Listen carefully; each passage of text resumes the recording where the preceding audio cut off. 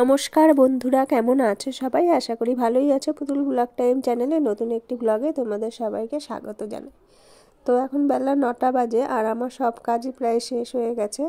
আর এদিকে আমি ভাতের জন্য চালটাও ভিজিয়ে দিয়েছি, আর এদিকে আতপ চাল ভিজিয়ে দিয়েছি একটু তিলের বড়া করব বলে।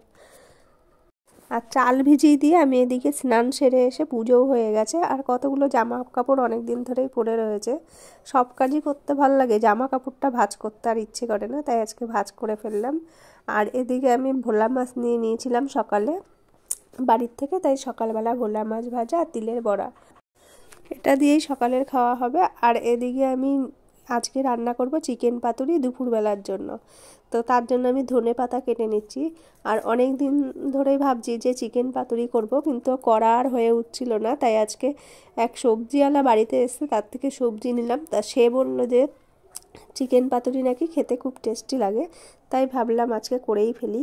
তো চিকেন পাতুরি করার জন্য আমি নিয়েছি এখানে পেঁয়াজ, রসুন, কাঁচা লঙ্কা, এগুলো আমি বেটে নেব। আর একটু ধনেপাতাও দিয়ে দেবো তার মধ্যে।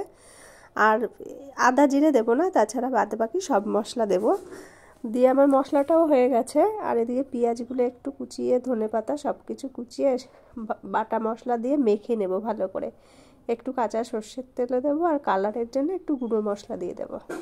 সব কিছু দিয়ে চিকেনটাকে ম্যারিনেট করে 1 ঘন্টা মতো রেখে দেব। সকাল হলে সবার একটাই চিন্তা যে সকালে কি রান্না করব।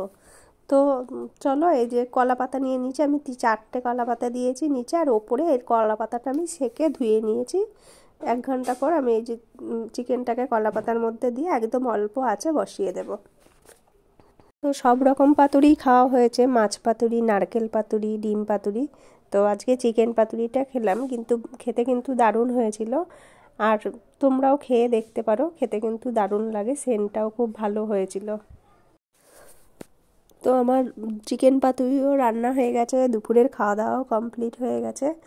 তো তোমাদের ভিডিওটা কেমন লাগলো আমাকে কমেন্টে জানিও। আর আমার ভিডিও যদি ভালো লাগে আমার চ্যানেলটি সাবস্ক্রাইব করে পাশে থেকো। আর বিকেলবেলা আর এদিকে আমি সমস্ত কাজ সেরে চলে এসেছি উনুন করতে, আর উনুনের ভিডিওটা পরে তোমাদের সাথে শেয়ার